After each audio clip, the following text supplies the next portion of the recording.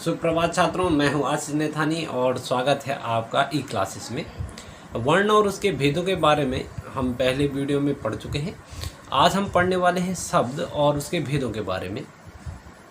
शब्द के मुख्य रूप से 4 प्रकार के भेद होते हैं और जिनमें से हम केवल 2 भेद ही पढ़ेंगे, नहीं तो वीडियो बहुत बड़ी हो जाएगी। बाकी के 2 भेद हम जल्दी ही दूसरी वीडियो में पढ़ेंगे। तो आइए शुरू करते हैं।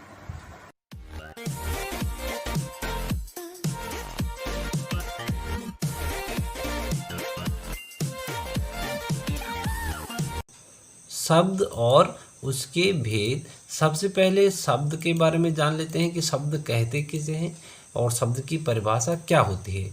बोलते समय ध्वनियों का उच्चारण किया जाता है जिन्हें हम वर्णीय अक्षर कहते हैं और इन्हीं अक्षरों के मेल से शब्द बनते हैं। जैसे शब्द है राधा, तो इसमें 4 अक्षरों से मिलकर ही बना हुआ है। कौन कौन से? रा, आ, ध, आ। ऐसे ही कमल, महल और बाकी के अन्य सारे शब्द। तो शब्द की परिभाषा क्या हुई? वर्णों के व्यवस्थित एवं सार्थक समूह को हम शब्द कहते हैं। सभी शब्दों में वर्णों का प्रयोग किया जाता है। शब्दों का अर्थ अवश्य होता है। शब्दों के मेल से वाक्य बनते हैं। जैसे अक्षरों से शब्द बनते हैं, ऐसे शब्दों से क्या बनते हैं? वाक्य बनते हैं। जब शब्दों का प्रयोग वाक्य में किया जाता है तब वह पद कहलाते हैं।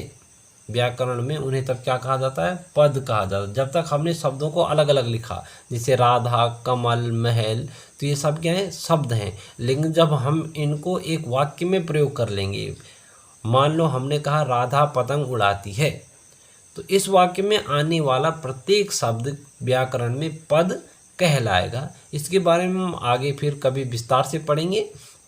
अभी शब्द के भेदों को जान लेते हैं। शब्दों के विशाल भंडार से ही भाषा बनती है और वर्णों के मेल से हिंदी भाषा में हजारों लाखों शब्द बने हैं। शब्द कई प्रकार के होते हैं। इनको ठीक से समझने के लिए हम इनको 4 भागों में बांट देते हैं। पहले स्रोत या उत्पत्ति के आधार पर, दूसरा रचना या बनावट के आधार पर, तीसरा प्रयोग के आधार पर और चौथा अर्थ के आधार पर। सबसे पहले स्रोत और उत्पत्ति के आधार पर हम शब्दों को जानते हैं। तो उत्पत्ति का अर्थ होता है उत्पन्न होना या पैदा होना, अर्थात मूल स्रोत जहाँ से शब्द आए, यानी भाषा सबसे पहले बनी कैसे, भाषा में शब्द कहाँ से आए। तो हिंदी भाषा का जन्म ही संस्कृत भाषा से हुआ है, इसलिए संस्कृत भाषा के बहुत से शब्द हिंदी में प्रयोग किए जाते हैं। जिस प्रकार भोजन की थाली जब अनेक पकवानों से सजी होती है तभी खाने में आनंद आता है, उसी प्रकार विभिन्न भाषाओं के शब्दों के मेल से भाषा भी सुसज्जित और समृद्ध हो जाती है।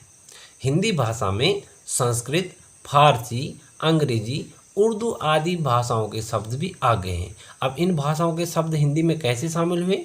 क्योंकि भारत में अनेक शासकों ने शासन किया और सबकी अपनी अपनी राजभाषा हुआ करती थी। जैसे किसी के अंग्रेजी, किसी की फारसी, किसी की उर्दू, तो उनकी भाषाओं के शब्द भी हिंदी भाषा में शामिल हो गए।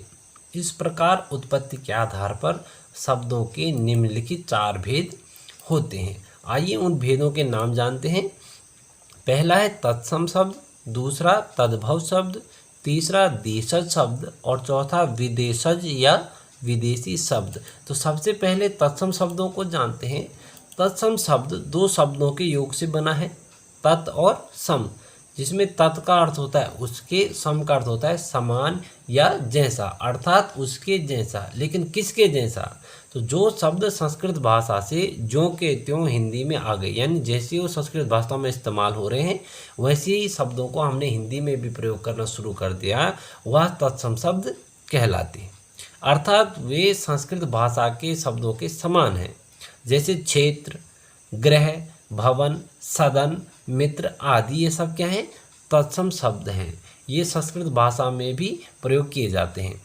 दूसरे भेद थे तद्भव शब्द। तद्भव शब्द भी 2 शब्दों से मिलकर बना है, तद और भव। तद का अर्थ है उसके, भव का अर्थ है होना, अर्थात संस्कृत भाषा से होने वाला।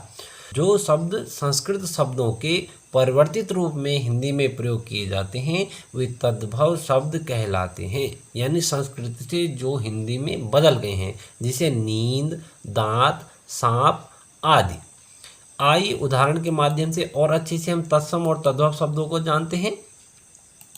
यहाँ एक सारणी है जिसमें आप देखेंगे इधर तत्सम शब्द हैं और इधर उनके तद्भव शब्द। जैसे दुग्ध संस्कृत शब्द में भी प्रयोग किया जाता है, इसलिए तत्सम शब्द है। और तद्भव शब्द क्या बन गया, अब क्या उच्चारण किया जाता है, दूध।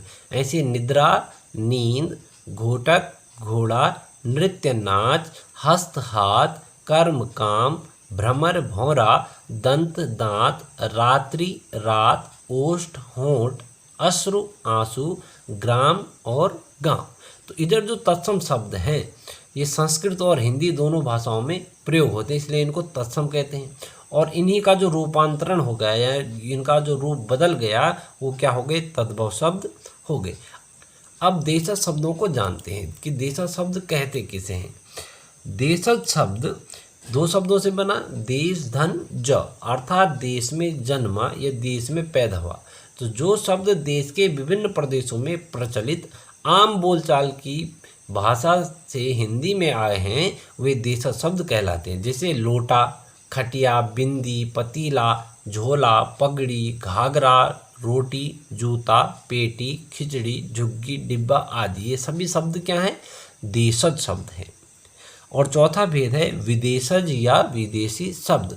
तो जो शब्द हिंदी और संस्कृत के नहीं हैं बल्कि अंग्रेजी, अरबी, फारसी, पुर्तगाली आदि विदेशी भाषाओं से हिंदी में आए हैं वे विदेशी या विदेशज शब्द कहलाते हैं। आइए मैं कुछ विदेशी शब्दों से आपका परिचय करवाता हूँ।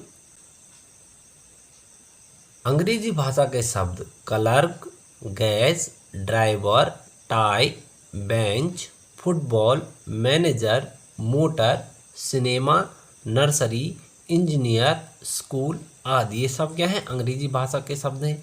अब फारसी भाषा के शब्दों को देखिए, आदमी, आसमान, कारीगर, गुब्बारा, खून, जहर, शहद, शादी, शिकार, नमक, सरकार आदि।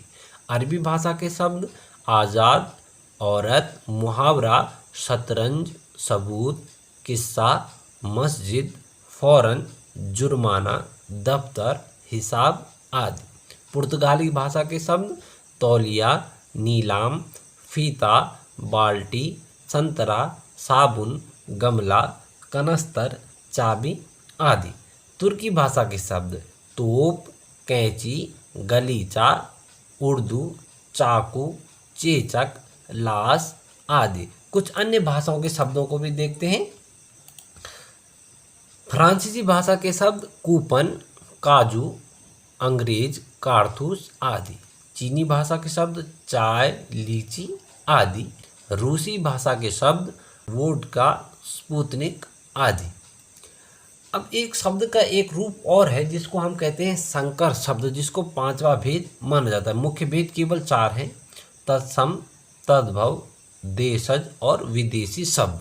तो पांचवा शब्द जो है वो संकर शब्द कहलाता है। विभिन्न भाषाओं के शब्दों के मेल से बनने वाले शब्द संकर शब्द कहलाते हैं। यानी ऐसे शब्द जो दो अलग अलग भाषाओं के शब्दों से मिलकर बनते हैं वो संकर शब्द कहलाते हैं। जैसे वर्ष, गांठ। वर्ष शब्द संस्कृत का है और गांठ शब्द हिंदी का है। और जो ये शब्द नया शब्द बनकर आया वर्षगांठ, इस शब्द को क्या कहेंगे हम, संकर शब्द। ऐसे घड़ी, साज। घड़ी हिंदी भाषा का शब्द है और साज अरबी भाषा का। ऐसे अखबार वाला, तो अखबार फारसी का शब्द है और वाला हिंदी भाषा का शब्द है। ऐसे ही मोटर गाड़ी, मोटर अंग्रेजी भाषा का शब्द है और गाड़ी देशज शब्द है। तो इस तरह दो अलग अलग भाषाओं से मिलकर बने शब्द संकर शब्द कहलाते हैं। अब शब्दों के रचना या बनावट के आधार पर भेदों को जानते हैं। वर्णों के मेल से जिस प्रकार शब्द बनते हैं उसी प्रकार रचना या बनावट के आधार पर भी शब्दों के निम्नलिखित तीन भेद हो जाते हैं। पहला होता है रूढ़ शब्द, दूसरा यौगिक शब्द और तीसरा योग रूढ़ शब्द। तो आइए सबसे पहले रूढ़ शब्दों को जान लेते हैं कि रूढ़ शब्द क्या होते हैं। रूढ़ वे शब्द जो किसी विशेष अर्थ में प्रयोग होते चले आ रहे हैं, जिनके टुकड़े करने पर कोई अर्थ नहीं निकलता, वे रूढ़ शब्द कहलाते हैं। वे शब्द जो पहले से एक ही वस्तु व्यक्ति के लिए प्रयोग होते आ रहे हैं और अगर हम उसके टुकड़े कर देंगे तो उसका कोई अर्थ नहीं रह जाएगा। जैसे शब्द है सेना, अगर हम इसको अलग अलग हिस्सों में तोड़ दें, से और ना को अलग कर दें तो इसका कोई अर्थ नहीं रह जाएगा। ऐसे हाथी, हा और थी को अगर अलग अलग किया जाएगा तो इसका कोई अर्थ नहीं रह जाएगा। तो ये क्या है, रूढ़ शब्द है। दूसरे शब्द होते हैं यौगिक शब्द। यौगिक अर्थात योग से बनने वाला। योग का अर्थ होता है जुड़ना या जोड़। वह शब्द जो दो शब्दों के मेल से बनते हैं वो यौगिक शब्द कहलाते हैं। जिनके टुकड़े करने पर दोनों शब्दों के अर्थ निकलता है। का यौगिक शब्द क्या होते हैं, दो शब्दों से मिलकर बनते हैं और जिनको हम अलग अलग टुकड़े कर सकते हैं और प्रत्येक खंड के अपना एक अर्थ होता है। जैसे राजमहल, तो यहाँ राज धन महल दो शब्द हैं तो दोनों का अपना अपना अर्थ है, राजा और महल। ऐसे रसोई घर, तो रसोई धन घर। पुस्तकालय में पुस्तक और आलय, आलय का अर्थ होता है घर। ऐसे सुपुत्र में सु धन पुत्र। राजमहल, रसोई घर, पुस्तकालय तथा सुपुत्र शब्दों के खंड करने पर भी उनके सार्थक अर्थ हैं। यानी अगर हम उसको अलग अलग टुकड़े कर देंगे तो प्रत्येक शब्द का अपना एक अर्थ है। तो ऐसे शब्द जो दो शब्दों से मिलकर बनते हैं वो क्या कहलाते हैं, यौगिक शब्द कहलाते हैं। अब बात करते हैं तीसरे भेद की, जो है योगरूढ़ शब्द। योगरूढ़ अर्थात वे शब्द जो यौगिक होते हुए भी विशेष या परंपरागत अर्थ देते हैं। जो योगरूढ़ शब्द होते हैं वो भी क्या होते हैं, यौगिक शब्द की तरह ही दो शब्दों से मिलकर बनते हैं, लेकिन वो दोनों अपने अर्थ को छोड़कर तीसरे अर्थ को प्रदान करते हैं। वो एक ही वस्तु के लिए प्रयोग होते आ रहे हैं और इनके भी सार्थक खंड किए जा सकते हैं। जैसे शब्द है जलज, जल और ज, दो इन शब्दों से मिलकर वो बना है जिसका अर्थ होता है जल में जन्म लेने वाला अर्थात कमल। जलज शब्द कमल शब्द का पर्यायवाची है। अब देखा जाए तो पानी में पैदा होने वाले बहुत से जीव जंतु हैं, लेकिन हर किसी के लिए जलज शब्द का इस्तेमाल नहीं किया जाता। केवल कमल के लिए ही जलज शब्द का इस्तेमाल किया जाता है। तो ये क्या है, योगरूढ़ शब्द है। दूसरा उदाहरण देखिए, इसी प्रकार पीताम्बर शब्द के अगर हम खंड करेंगे तो होगा पीत धन अंबर। पीत का अर्थ होता है पीला, अंबर का अर्थ होता है वस्त्र, अर्थात पीले रंग के वस्त्र धारण करने वाला का। लेकिन इस शब्द का प्रयोग केवल भगवान विष्णु के लिए ही किया जाता है, इसलिए ये शब्द भी क्या है, योगरूढ़ है। सामान्य अर्थ पर योगरूढ़ शब्द वे शब्द हैं जो दो शब्दों से मिलकर बनते हैं, लेकिन दोनों शब्द अपने अर्थ को छोड़कर तीसरे अर्थ को प्रदान करते हैं, वो योगरूढ़ शब्द कहलाते हैं। उम्मीद है आप शब्दों के इन भेदों को अच्छे से समझ गए होंगे। धन्यवाद। फिर मिलेंगे आपसे नई वीडियो में शब्द के अन्य भेदों के साथ। तब तक पढ़ते रहिए और याद करते रहिए।